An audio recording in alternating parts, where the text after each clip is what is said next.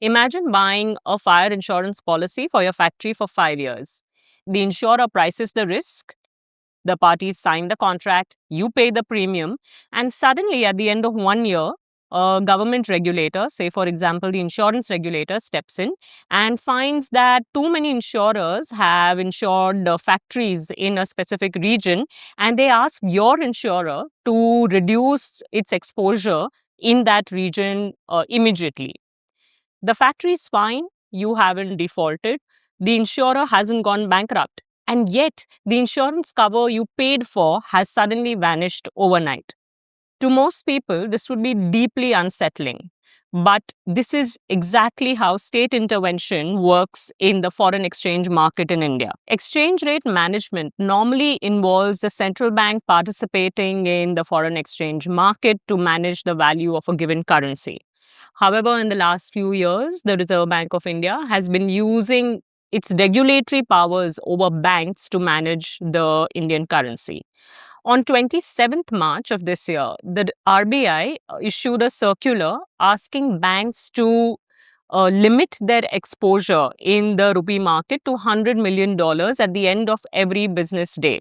So, in technical jargon, RBI imposed a hard ceiling of $100 million on banks' net open position in the onshore rupee market at the close of every business day. Previously, a bank's foreign exposure was linked to its capital adequacy. However, this circular changed this position by effectively saying that irrespective of a bank's capital adequacy, a bank could not take a particularly large bet against the rupee on any given day.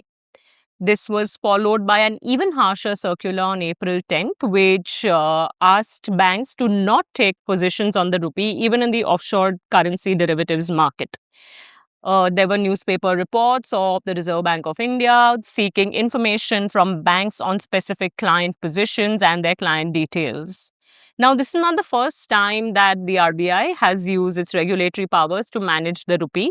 Even in 2024, when the value of the rupee exceeded 85 rupees to the dollar, the Reserve Bank of India issued a circular asking banks, emphasizing that people who had taken positions on the currency derivatives market on the exchanges should also show underlying exposure of which they were hedging. In this week's Finance and Governance column in the print this week, I teamed up with Rajeshwari Sengupta and we argue that use of regulatory instruments to manage the rupee has adverse effects from a rule of law and legal certainty basis, which last much longer than just the value of the rupee. First, they restrict the ability of private parties to manage their currency risk.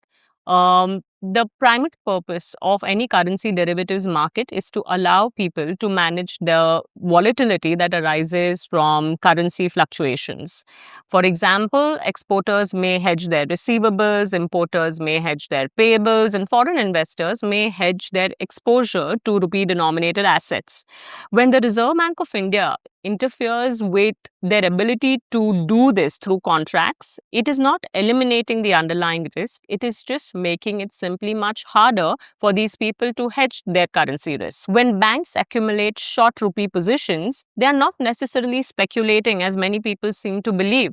They may be simply intermediating on behalf of their clients. They may, by this I mean clients, they may be matching clients who are hedging against a rupee decline to clients who are hedging against a rupee increase. Restricting their ability to do so does not make the economy safer. It just makes it simply more expensive to hedge currency risks. Second, they create regulatory uncertainty, which may be more damaging than the intervention itself. Now, markets can adapt to almost any rule. What they cannot almost never adapt to is an unstable rule book. Now, once market participants get the idea that the Reserve Bank of India can step in and limit positions in the currency derivatives market overnight, a certain uncertainty arises in every single transaction.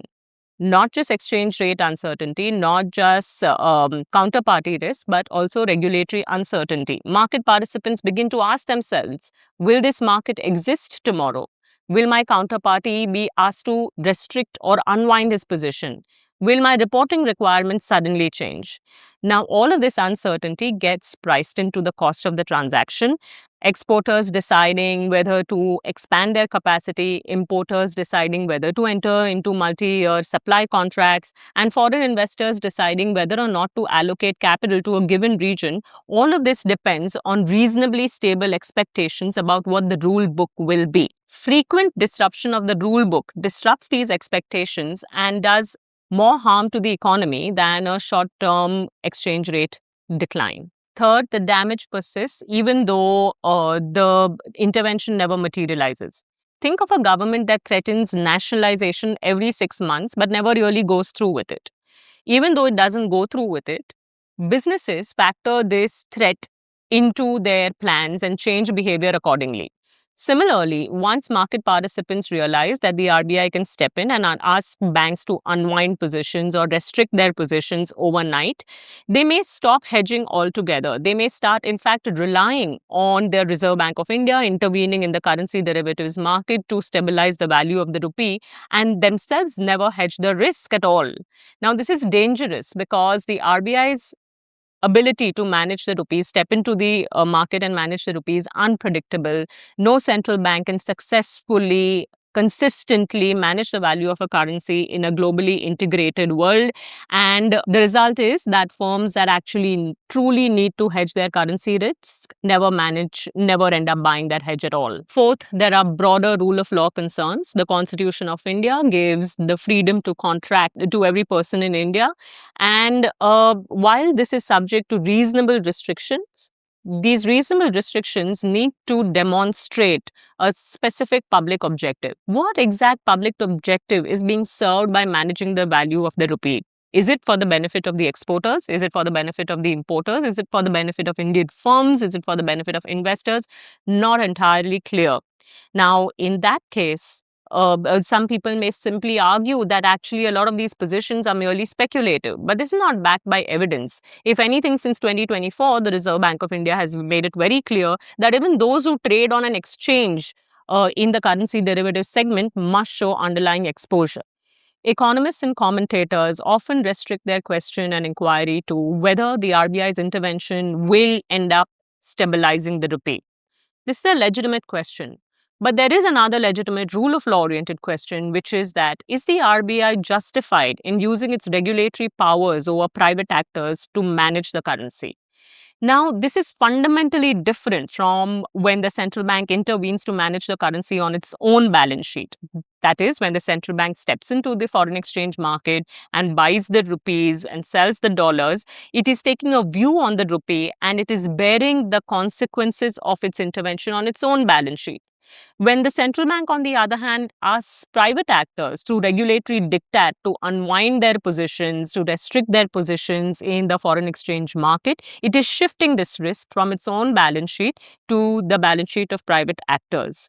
And this is a qualitatively different way of managing a currency compared to simply stepping in the market and doing it on their own balance sheet. Private actors who had organized their planning in good faith suddenly find their planning disrupted, their hedges unwound, and their contractual freedom curtailed uh, just through regulatory diktat that actually is trying to support a currency. Restricting private banks from taking large positions on the foreign exchange market does not really solve our problems. It does not reduce the current account deficit, bring back foreign investors, or lower the price of oil.